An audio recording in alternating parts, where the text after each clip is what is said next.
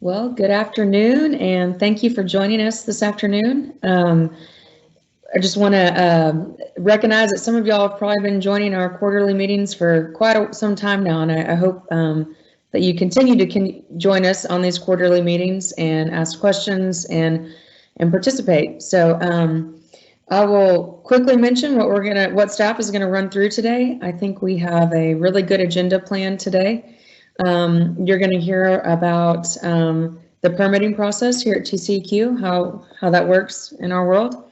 Staff's also going to discuss a lot of frequently asked questions when it comes to the permitting process. You're going to get a quick update on the status of 2 oil and gas general permits. And a really important topic you're going to get to hear about today is about inspections and compliance monitoring and what that looks like should you get a permit from us for oil and gas produced water operations. So I will also mention, if you are not aware, and I'm sure most people that are participating in our stakeholder meeting today are aware, but back on February 12th, in the Federal Register, our partial program NPDES delegation was posted. The program delegation did become effective on January 15th of this year, so we have been working with EPA to get everything transferred over, and that has now occurred, and so we are in full-fledged permitting mode. The last thing I will mention, I'm not going to talk long today so that staff can get into it, is a bill that's coming through the legislature right now that's not directly tied to the TCEQ or to this program, but is tied to the topic. So I just kind of want to mention it so it can be on people's radars if you're interested in this topic. And that is Senate Bill 601 by Senator Charles Perry. He is looking to create a Texas produced water consortium. It's going to be this is all proposed, so it would be administratively housed at Texas Tech University. They would oversee the consortium if the bill passes. They're also going to partner with other Texas universities, Texas agencies. TCEQ is listed as a participant if this consortium gets up and going. And they're going to work with a number of other stakeholders to reach different specific goals related to produced water. The bill does state that within the first year, the creation of the consortium will be required to create a report which will detail the economic and technological feasibility of a facility for oil and gas waste recycling. So just wanted to mention that because it's a bill related to this topic, and I figure if you're paying attention to this stakeholder group, you might be interested in that bill. It is going to be heard for the first time this Monday morning at the Senate Water, Ag, and Rural Affairs Committee hearing, which I believe starts at 8 a.m. So just want to mention that. I didn't say I'm Emily Lindley. I'm a commissioner at the TCEQ. I should have mentioned that at the beginning. I've had the pleasure of helping to lead this effort with getting us partial program approval from EPA, and been pretty involved along the way. But staff has done the heavy lifting, and so a number of them are participating today, and some of them might not be. But I always like to thank them when I can for all their efforts. This was no small feat to get the approval from EPA and to get these permitting programs and the compliance that comes with them up and running. So thank you to staff, and thank you all today who have logged on and are participating. And with that, I believe I kick it over to David Galindo now. So thank you.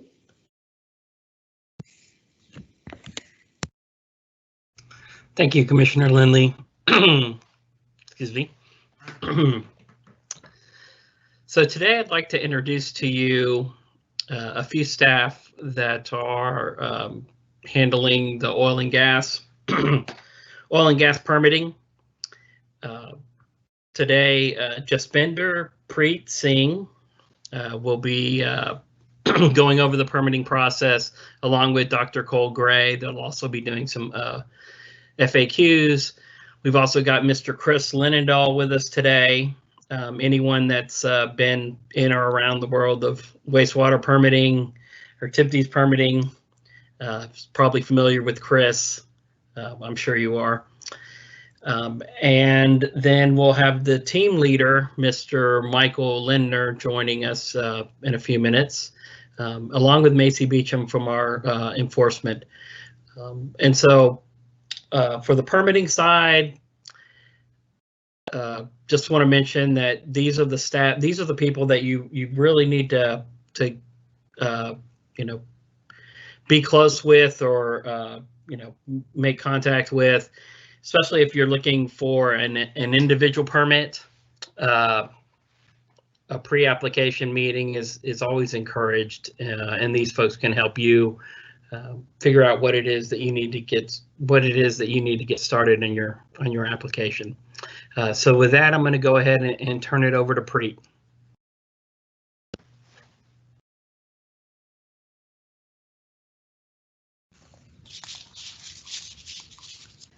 Good afternoon. My name is Jaspinder Singh. I also go by Preet.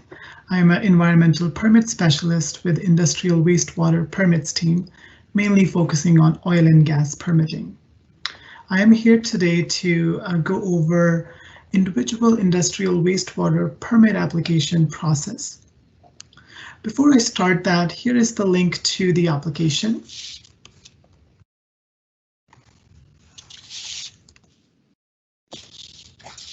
I send that to the Q&A box. The application has two major components, administrative report and technical report of the application. We have created a completely separate administrative report for oil and gas exploration and production industry, seeking authorization under individual permit. And we have updated our existing technical report of the application to include information regarding oil and gas facilities, more specifically worksheet 12.0 of the technical report of the application requests specific information for oil and gas facilities seeking authorization under individual permit. Next, I will describe who needs to apply for oil and gas individual wastewater discharge permit. Oil and gas facilities located west of the 98th meridian that are discharging into water in the state, and gas plants that are discharging into water in the state will need to get an authorization under an individual wastewater discharge permit. Now I will share my screen to show a permit process flowchart. So just give me 1 second.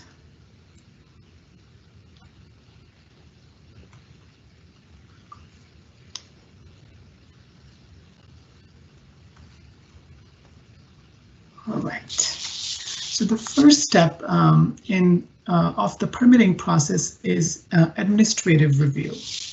The applicant sent the application to Application Review and Processing Team, also known as ARP, where they review the application for administrative completeness.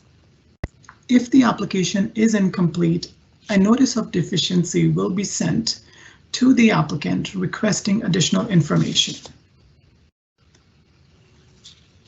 Once the application is administratively complete, a notice of receipt of application and intent to apply, also known as first notice or NORI, will be sent to the applicant for immediate publication through the office of the chief clerk. And the next step after that is where applicant publishes the notice, which will begin the public comment period. The next step in the permitting process is assessment review. After the application is administratively complete, Water Quality Assessment section begins their technical review.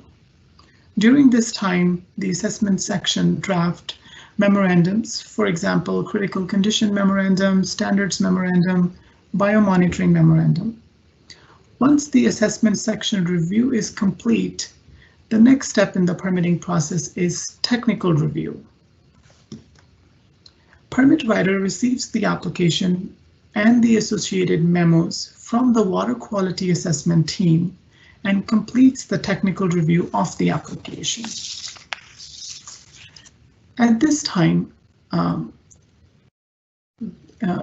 the input from the technical teams, regional offices, enforcement division, and from the applicant is considered. After that, after completing the technical review, the next step in the permitting process is draft permit development. Permit writer prepares the draft permit package for review by the applicant and TCEQ staff. At this step, applicant gets the opportunity to review the draft permit and provide their approval. Once the approval from the applicant is received, the next step in the permitting process is second notice, also known as Notice of Application and Preliminary Decision, NAPD. The notice will be sent out to the applicant for immediate publication through Office of the Chief Clerk. During this time, the draft permit will also be sent to EPA for their review and approval.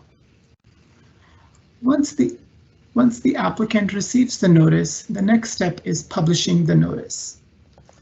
This notice publication provides an opportunity for public to submit any comments or request a public meeting or contested case hearing.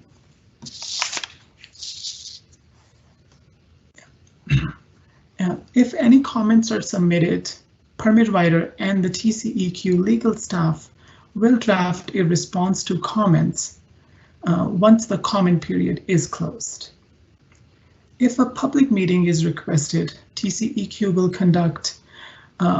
will coordinate with the appropriate parties to schedule a public meeting if there is a significant interest in the application, or if a legislator from the area of the proposed project requests a public meeting. If a contested case hearing is granted, it is a legal proceeding similar to civil trial. Hearings are conducted by the State Office of Administrative Hearing and not by the TCEQ. And issuance or denial of the permit will depend on the outcome of these hearings. If no requests or public comments are received, then the permit will move on to the final step of the permitting process, which is issuance of the permit.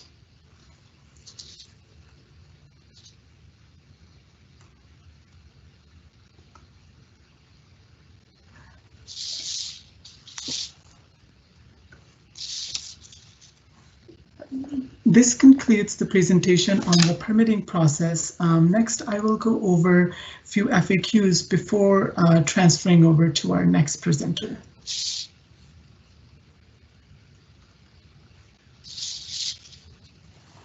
So the first question in our FAQs is, what is the maximum discharge volume and parameters that will be used with the general permits for oil and gas? So currently we are still in the developing stage of these general permits, so this is yet to be determined. Next question, will we have to have an additional permit from EPA on our discharge? No additional permit from EPA is needed, except in case of outer continental shelf facilities between 3 miles and 10.2 miles offshore.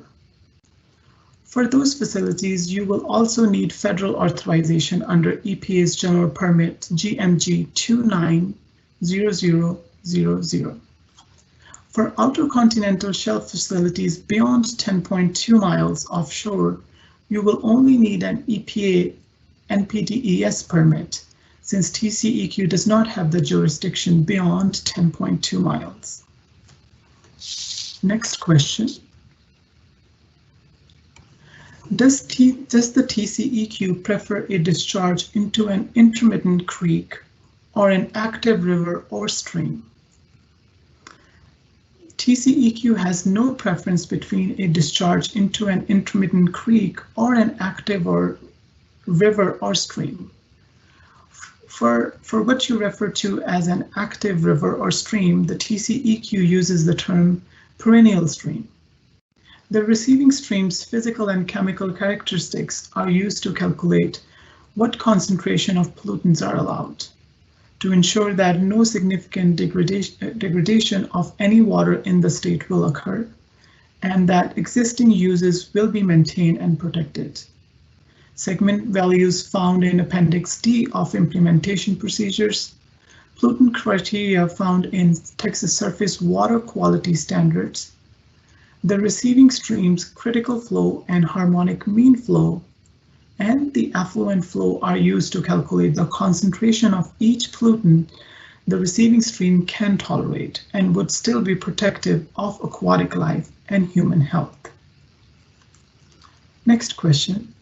What are the difference between in permit requirements for discharges to intermittent stream and discharges to perennial stream? The difference between permit requirements for discharges to intermittent stream and discharges to perennial streams are as follows. The lower the flow or the amount of water in the receiving water is, the more likely it is that the limits will come into play. And the more stringent the limit will be if the limits do come into play. This is because in the case of intermittent stream, during calculation of water quality-based effluent limitations, it is assumed that at any given time, the discharge itself might constitute the entire flow of the stream. In other words, in case of intermittent stream, no dilution is considered. Next question.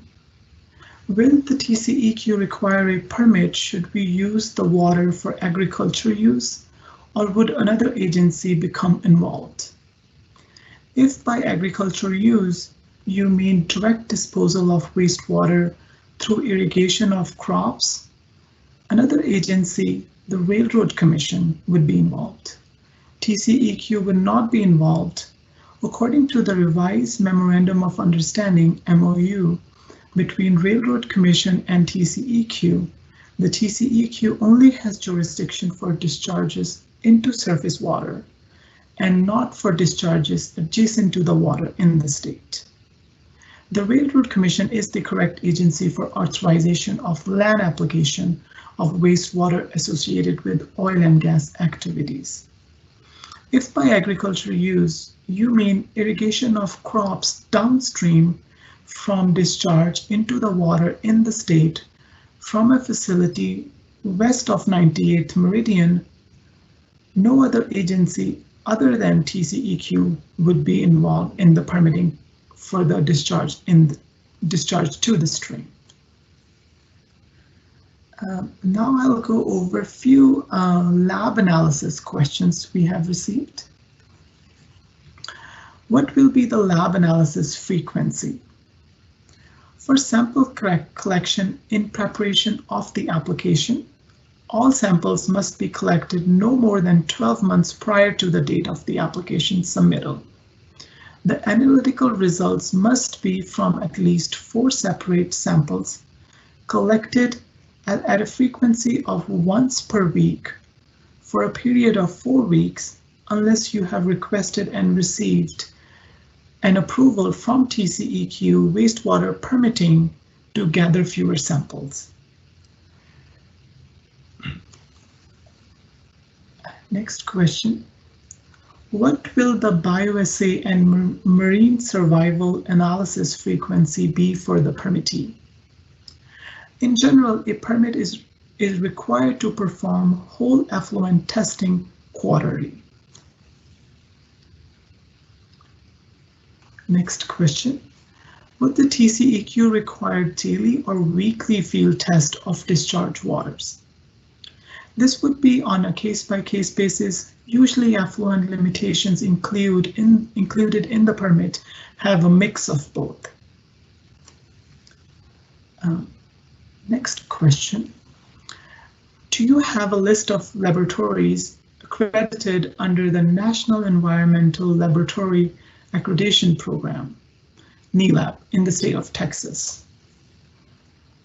And here is the link to the list of those labs.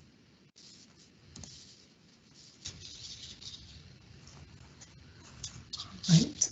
With this, I conclude my part of the presentation. Thank you very much. It was a pleasure to present here today. And now I would like to welcome my colleague, Dr. Cole Gray, to continue with the FAQ presentation. Thank you.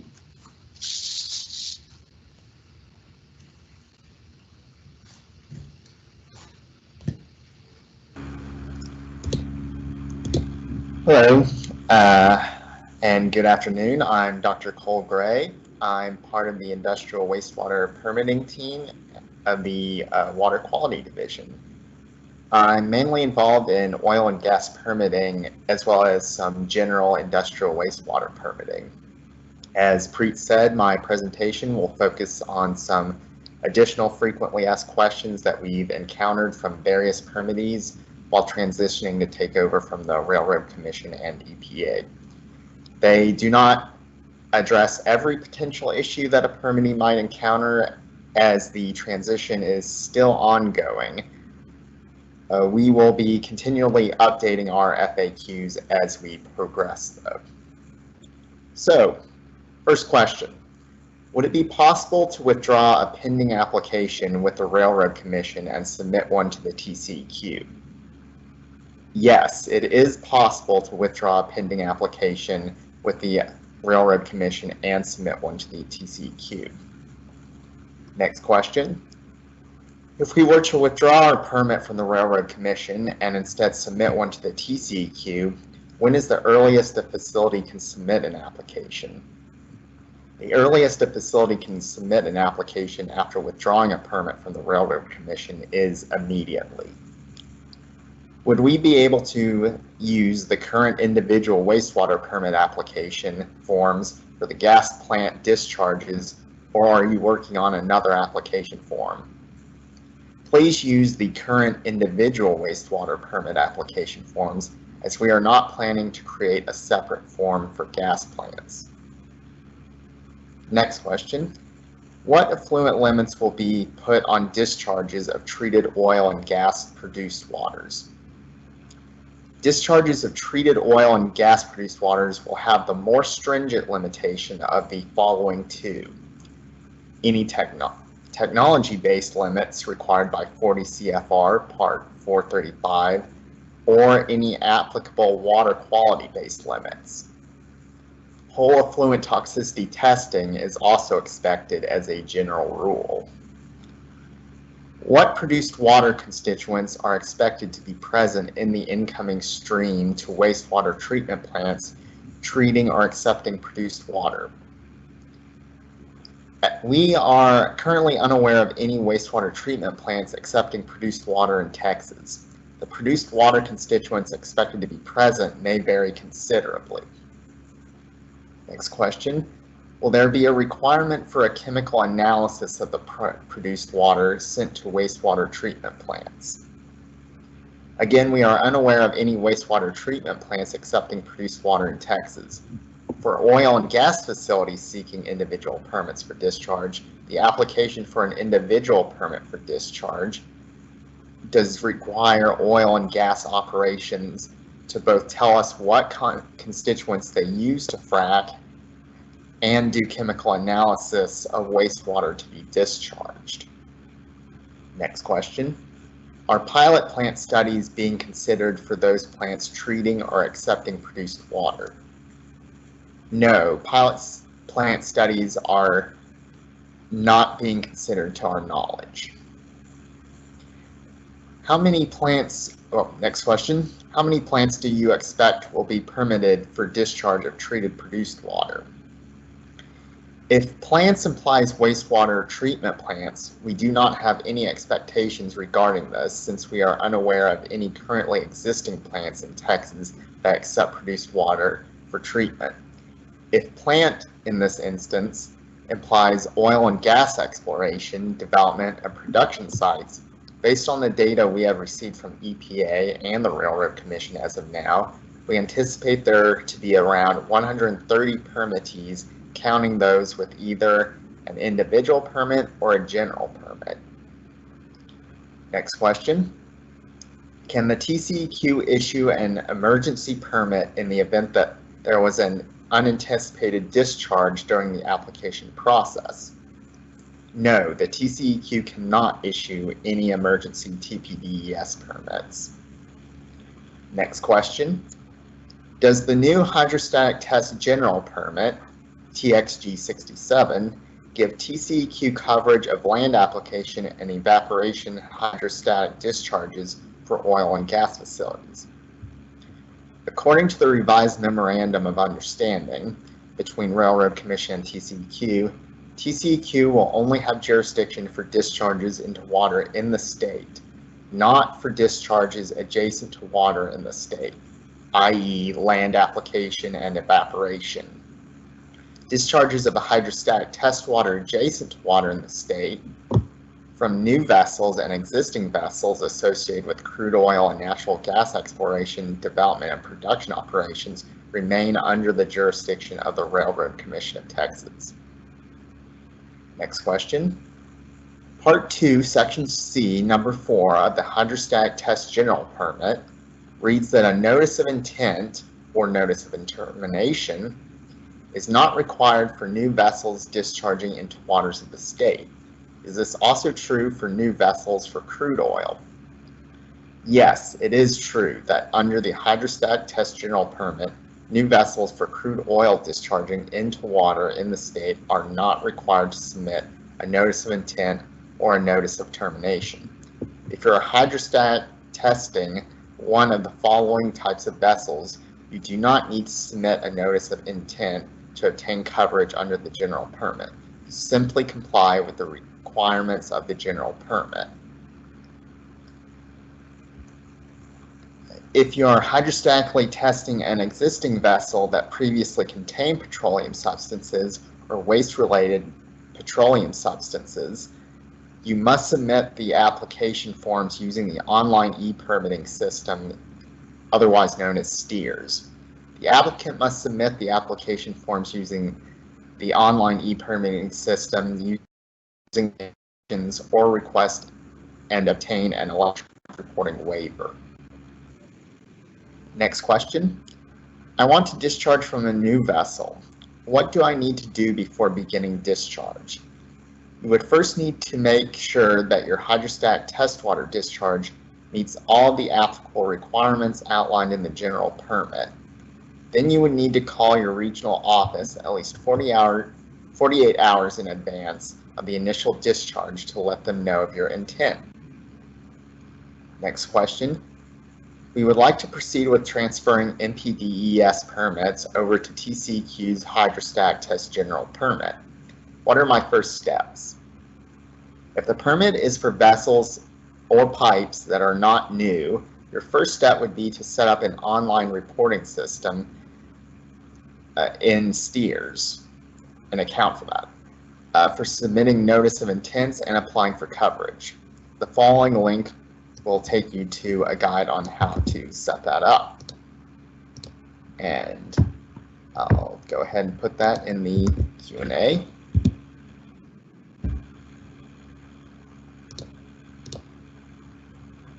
All right. And next question. Is TCEQ issuing permits to non-exempt facilities for stormwater? TCEQ now has regulatory authority for all contaminated, non-exempt stormwater discharges, including industrial stormwater and construction stormwater. Contaminated stormwater is wastewater. 30 TAC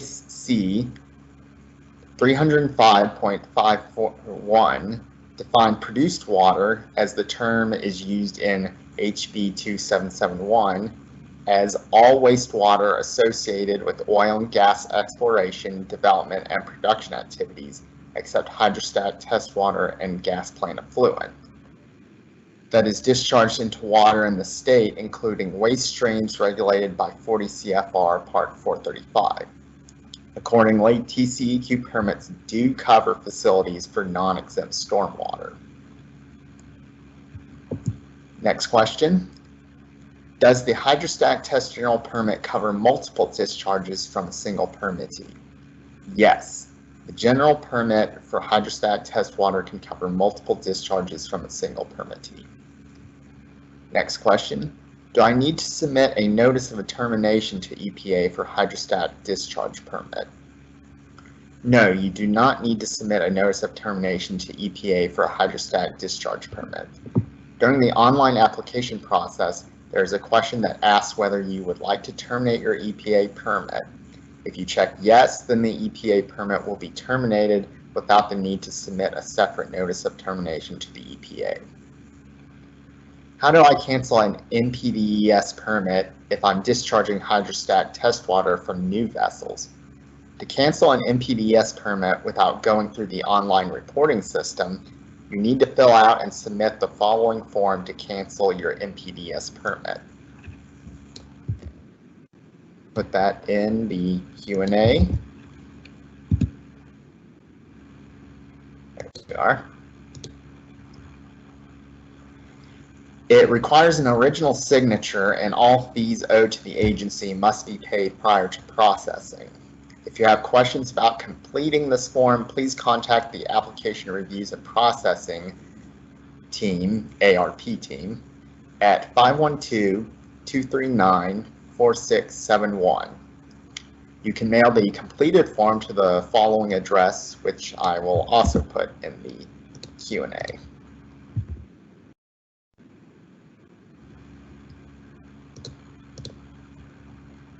All right, next question. If discharging from a new vessel where a notice of intent is not required, and assuming all permit requirements are met, how soon is coverage authorized? Coverage is effective immediately if the discharge is from a new vessel and all permit requirements are met. Next question.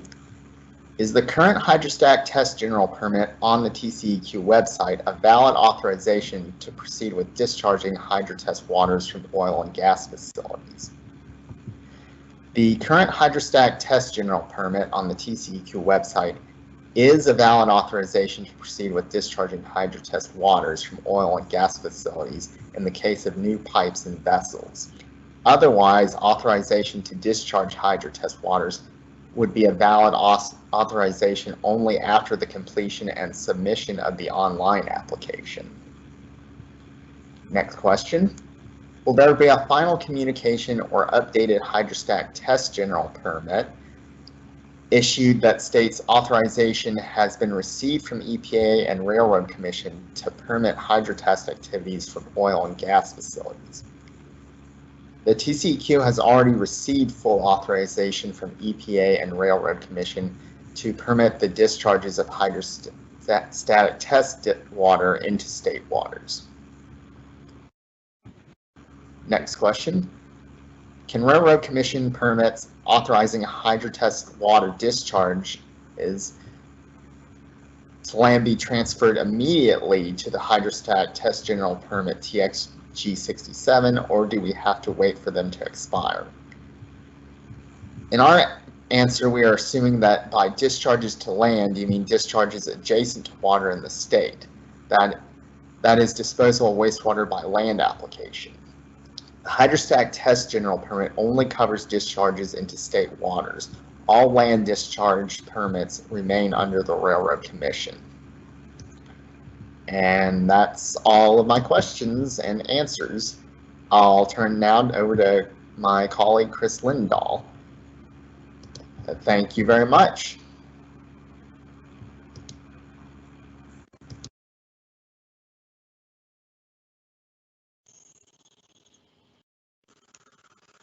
All right, hopefully this is working.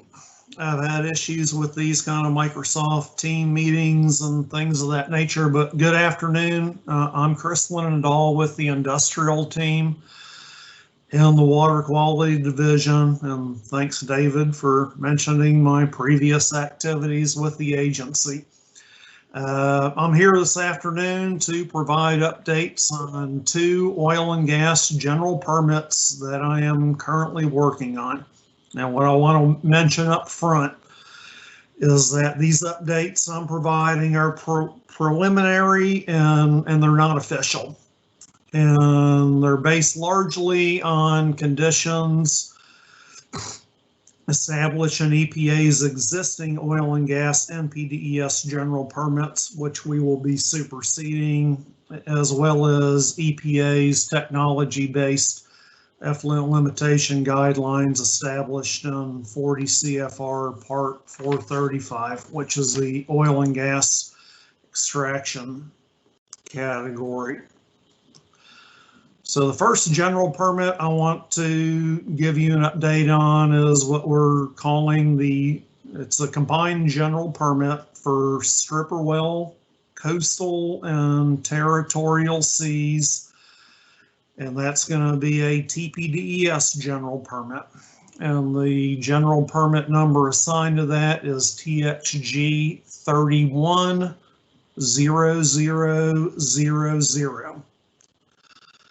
This general permit will replace existing EPA general permit numbers TXG 2640s, which is applicable to the territorial seas facilities, and TXG 3340s, which is a combined NPDES general permit for onshore stripper wells and coastal facilities. This general permit is also going to be made available to replace existing individual Railroad Commission authorizations and provide both state and federal authority to discharge surface waters, where folks don't have to obtain authorization from both state of Texas and the federal government EPA. So what I want to do is explain those three different entities that are proposed to be authorized under this general permit, the first being onshore stripper well facilities. These are onshore production and well treatment facilities of less than 10 barrels per day crude oil production and operating at the maximum rate of feasible production. EPA's regulations and the federal guidelines also restrict amounts of natural gas produced. The general permit we're proposing will be only applicable to stripper well facilities east of the 98th meridian, and a prohibition on discharge to marine water bodies. Based on our discussions with both Railroad Commission and EPA, these guys don't exist west of the 98th meridian. And again, unofficially, the discharges we're proposing to authorize under this general permit are produced wastewater and well treatment / workover fluids. Any other associated waste stream generated from these facilities, as we stand now, we're not proposing to authorize under this general permit. Second category of facilities that providing a definition are coastal facilities. These are facilities that are located in or on waters of the U.S., landward of the inner boundary of the territorial seas, as well as inland-based facilities that are defined in EPA regulations based on a set of latitude and longitude coordinates that EPA has established in 40 CFR Part 435 Subpart D. These are facilities that are engaged in field exploration, drilling, well production, and well treatment. And again, at this preliminary stage, the waste streams we're proposing to authorize be discharged via the draft general permit at this stage are deck drainage, domestic waste, sanitary waste, and what I term miscellaneous waste, which are utility type wastewaters, various cooling waters, boiler blowdown, water treatment waste, and things of that nature. As we stand now, we're proposing to prohibit the discharge of produced wastewater, produced sand, well treatment, completion, and workover fluids, and all forms of drilling fluids and associated drill cuttings. Third category that's proposed to be authorized under this draft general permit is termed territorial seas facilities. These are offshore facilities located in waters within 3 miles of the shoreline seaward of the inner boundary of the territorial seas. These facilities are also engaged in field exploration, drilling, well production, and well treatment. Again, in the preliminary stages, the waste streams that we're proposing to authorize for discharge under this draft general permit include deck drainage, domestic waste, sanitary waste, miscellaneous waste, which I previously mentioned, which is utility type wastewaters. In addition, produced wastewater and well treatment, completion, and workover fluids. As we stand now, we're proposing to prohibit discharges of all forms of drilling fluids and drill cuttings, as well as produced sand, and those are established in EPA's effluent limitation guidelines. So moving forward, that's where we stand now, or that kind of outlines, the types of facilities we're proposing to authorize and preliminary conditions of those folks. The next step or next steps in moving forward with this general permit, the draft general permit and the associated fact sheet, which is required by EPA regulations, they have been prepared, and at this stage we're working through briefing TCEQ management for consideration on the terms and conditions that I've developed. Following comprehensive briefings with management and their support on moving forward, the general permit would be transmitted to EPA, which is in association with our memorandum of agreement with EPA for a 90-day review and comment process. Following that 90-day review process, any kind of EPA comments and objections, if applicable, and we're hoping we don't get those, but indeed if they do, we'll be required to resolve those with the EPA. Following that, general permit will be published in the Texas Register as well as numerous statewide newspapers for a 30-day public comment period. Potentially followed with a public meeting at this stage. I don't know that we've determined whether we'll hold a public meeting or not, but that's certainly an opportunity. Following the close of the comment period, TCEQ will respond to all public comments received, and then we will set that item on commission agenda for consideration of issuance of the general permit by the commission. Certainly want to mention at whatever point in time in the future that this occurs following issuance of the general permit, all facilities that are currently authorized under either of the 2 EPA general permits that I previously mentioned, or entities holding individual Railroad Commission authorizations, will have 90 days to submit a notice of intent to be covered under the final issued TPDES general permit to continue authorization to discharge.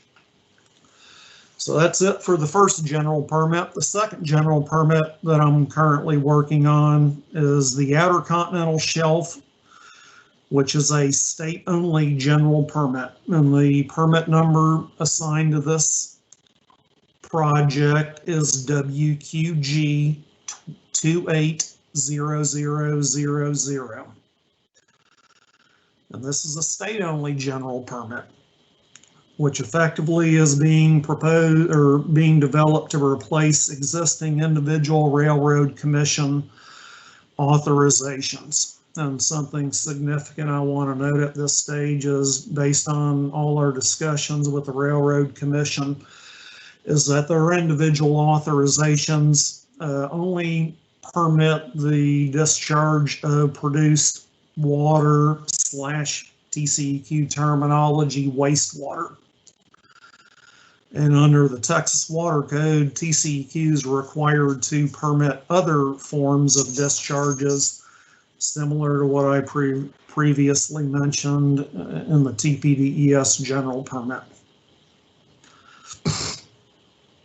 The requirement to obtain TCEQ authority to discharge surface waters under the proposed state-only general permit is in addition to, folks, requiring separate NPDES authorization to discharge from EPA under EPA's existing Outer Continental Shelf Oil and Gas General Permit.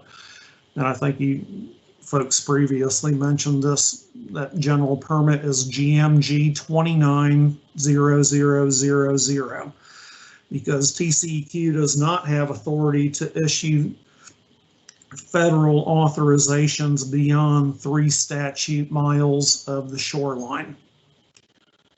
And furthermore, the state of Texas authority to regulate discharges extends to 3 marine leagues, which equates to, by and large, 10.2 miles. So outer continental shelf facilities beyond this distance are not regulated by TCEQ and are only regulated by EPA, and folks are not required to obtain TCEQ authority to discharge at those distances beyond 10.2 statute miles. So defining what outer continental shelf facilities are, these are offshore facilities located in waters seaward of the inner boundary of the territorial seas beyond 3 miles of the shoreline. These facilities are engaged in field exploration, drilling, well production, and well treatment. Again, at this preliminary stage of the general permit development, waste streams that TCEQ would propose for authorization to discharge under the draft general permit include deck drainage, domestic waste, sanitary waste, miscellaneous waste. Again, those are utility type waters that I previously mentioned, produced wastewater, well treatment, completion and workover fluids, and new things that I have not previously mentioned would include water-based drilling fluids and associated drill cuttings, as well as drill cuttings associated with non-aqueous drilling fluids. As currently being contemplated, there would be a prohibition on the discharge of non-aqueous based drilling fluids and produced sands.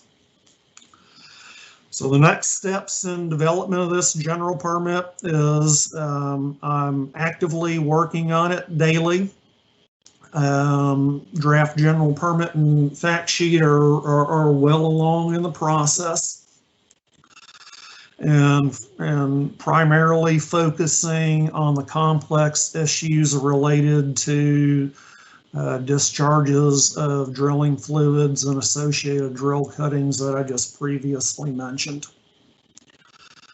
What I will point out is this, again, this is a state-only general permit, which is not under the TPDES program and is not subject to EPA review and approval under the 90-day review and comment process that I mentioned for the TPDES general permit. So the plan is to sync this state-only general permit up with the TPDES general permit. And at that stage, when we go out to public notice, effectively the process moving forward would be similar to what I already mentioned for the TPDES general permit. Yeah, at the public notice stage, again, the same process as the TPDES general permit. With that being said, at the point in time that we'll move this permit forward for TCEQ commissioners for consideration of adoption. At that stage, if and when that general permit is issued, notice of intents would be required within 90 days of the general permit issuance to replace again existing railroad commission authorizations to continue authorization to discharge. As I mentioned previously, since the Railroad Commission currently only permits discharges of produced water, wastewater, there are other waste streams that TCEQ is obligated to permit discharges under the Texas Water Code, and again, separate authorization would be required from EPA aside from the state-only authorization. So that concludes what I had to mention for y'all this afternoon. Appreciate the opportunity to share that with you, and welcome questions after we conclude further presentations. So I'll turn it over. Thank you.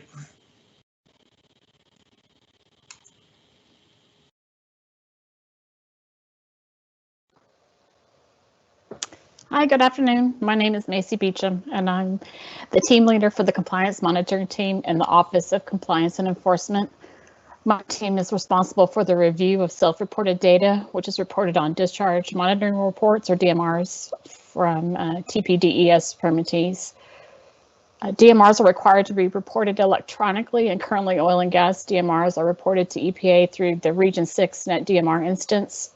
We are currently working with EPA staff at Region 6 and headquarters to move permit data from their database to the TCEQ database, which will allow users to report DMRs to TCEQ.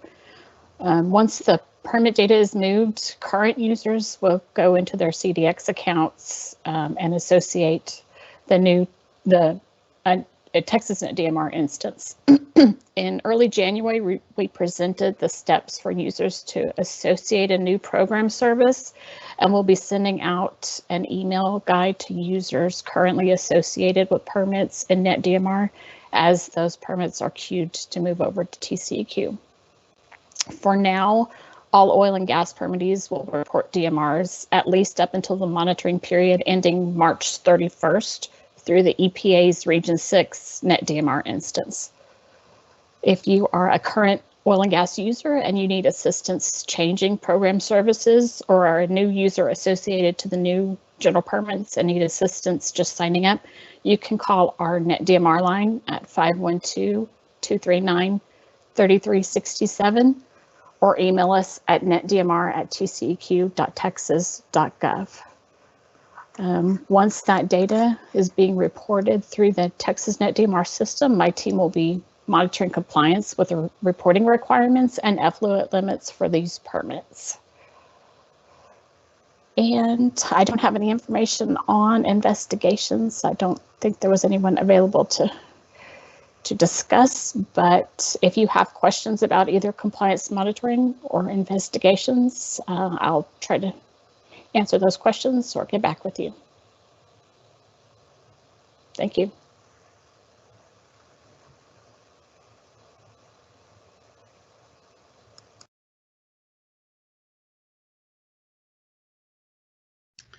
Okay, thank you, Thank you, Macy. So we're near the end of our meeting here, so I just have a few announcements to make before we. Actually, why don't we do our questions and answers? Does anyone, since we've got the team leader for the oil and gas team with us, let's go ahead and do that, and then I'll come back and do the final announcements. And so. Caressa, what's the process? Can they just send in questions on the chat? Yeah, I can see the questions. Okay. All right. Hello, everyone. My name is Mike Linder. I'm the team leader of industrial wastewater permits. It's good to meet you all, and it's been good working with those of you I've already worked with, and I'm looking forward to working with the rest of you. And I, right off the top, want to emphasize what David Galindo said at the beginning, which is that we're here to work with you, and we're open to whenever you have questions, to y'all calling us, and we're happy to answer all your questions, or if we don't know the answer, get you an answer as soon as we can. So the first question that came through on the Q&A is, I have a pending permit renewal and modification application with EPA. The permit writer has indicated it's being transferred to TCEQ, but the MOA clearly states this would stay with EPA. I called TCEQ to ask, and they confirmed EPA is keeping pending applications. Can you please clarify how the situation is being handled or provide advice on what to do next? Yes, I think that was me with whom you spoke when you called. And so the reason I just wanted to clarify on your question, so they're not keeping all pending applications. There are two types of pending applications that EPA will be keeping. And those are the applications that have a variance request as a part of them, or an amendment or a modification as a part of them. So in your case, since it was a pending renewal with a modification, like you say, the MOA does clearly state that that's something that would that EPA would finish up the renewal of. So I guess advice on what to do next. Yeah, I mean, if you call the EPA and again they say it's supposed to be us, I guess if you could get the name of that person and then let me know what their name is, and I'm happy to get in touch with them, or have someone, one of my supervisors get in touch with them, and we'll work. Excuse me, the allergies are getting the better of my voice. But yeah, we'll have someone, we'll get in touch with EPA and work it out and help you out with that. Okay, so moving on to the next question. Let's see here. I thought, okay, I see. Sorry, it's my first time at the, here we go. If a discharge is going to be on land, but will reach a water of the state, is that RRC jurisdiction or is that TCEQ jurisdiction? And I'll go ahead and publish that. And yeah, that would be TCEQ jurisdiction. So, to reiterate, if it's a discharge adjacent to water in the state in the sense that it's disposal through irrigation or evaporation in a pond or reuse, then that would be the Railroad Commission still. But if it's going to make its way to a water in the state, then that's TCEQ jurisdiction. The next question. Will a discharge to the ground that is not associated with reuse or irrigation be under the jurisdiction of the TCEQ? And so I guess there's one thing that you haven't covered there, and that's if it was a discharge into an evaporation pond. And kind of like I just said, yeah, if it's discharged to an evaporation pond, or if it's, or I should say disposal through an evaporation pond, or if it's disposal through irrigation or reuse, then that's still the Railroad Commission and would not be the jurisdiction of the TCEQ. And so I'll publish that question. And then the next question is, currently TCEQ's construction general permit and MSGP for stormwater discharges indicate it does not authorize discharges from oil and gas activities. Do operators continue to submit these NOIs to EPA?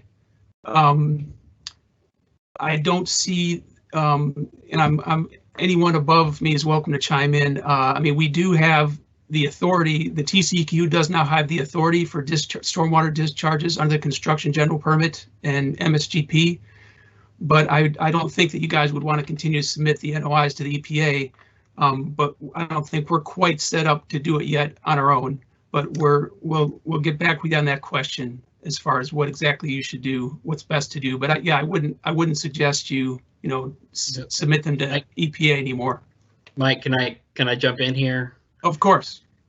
So we're looking at updating the construction general permit and the multi-sector general permit to include those stormwater discharges. But until we actually revise those permits, go through the notice process and get those approved by EPA for use, we can't issue any authorizations under that for oil and gas until we go through that process. So we're looking at that now. Stay tuned. Hopefully we'll have some more information for you at the next stakeholder meeting. But yeah, in the absence of not having a state authorization or a TPDES authorization, they'll still need to get coverage from EPA if they're planning on having those permitting those discharges in the meantime. So thanks, Mike.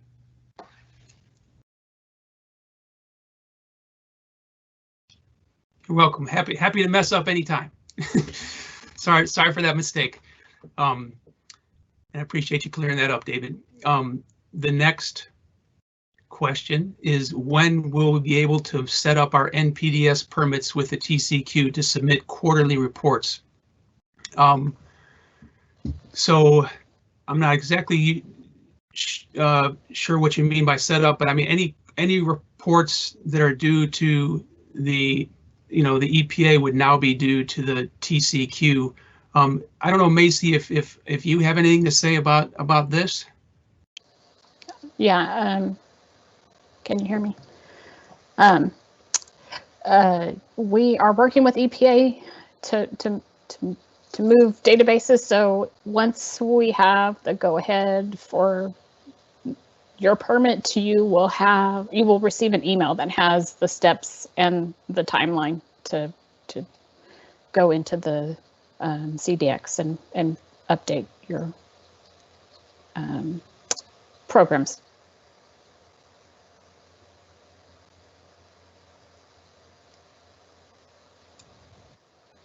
Alrighty, thank you, Macy. I appreciate that. Next question was, what are the next steps if we need a permit? I would say go ahead and call me because I don't know what kind of permit you need, and so I wouldn't want to tell you some steps that you need to take that you might not need to take. So I mean, yeah, my number is 512-239-3045. Or you can submit an email to the HB2771 email box. And Dr. Gray, if you wouldn't mind, I'm not quite as quick with the technology as he is. If you wouldn't mind putting in the HB2771 email address in there for the folks to see, you're welcome to either call me or send an email there. And we're happy to set up a pre-application meeting with you. Or who knows, we may be able to solve your question quickly over a 5-10 minute phone call. Again, it depends on what kind of permit you need, and once I talk to you, I'll be able to figure that out. Alrighty. Next question, the last question I can see for now, is for a facility that has an individual NPDES permit that was issued by EPA and a Railroad Commission permit, does the permittee submit an application for renewal 180 days prior to the NPDES permit expiring? So you would want to submit an application 180 days prior to whichever of those two permits expires first. So if your NPDES permit expires before your Railroad Commission permit, then the answer to your question would be yes. But if your Railroad Commission permit expires before your NPDES permit, then you'd want to submit your application 180 days prior to that date. And with that, David, it looks like maybe I'll give it a few more moments here to give anyone who wanted to put in a question and hasn't yet to put it in there. But if I don't see something pretty quick here, I guess I will leave it to you.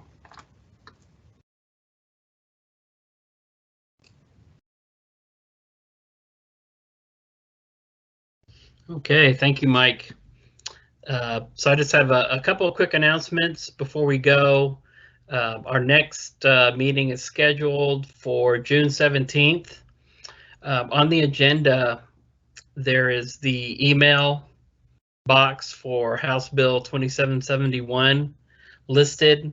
And so if you have any suggestions for any topics for the future meetings, please feel free to send us an email with your suggestions there. And with that, thank you for joining us today. We're making progress on the implementation side of things. We're really pleased that we did receive delegation, and looking forward to working with all our new oil and gas customers.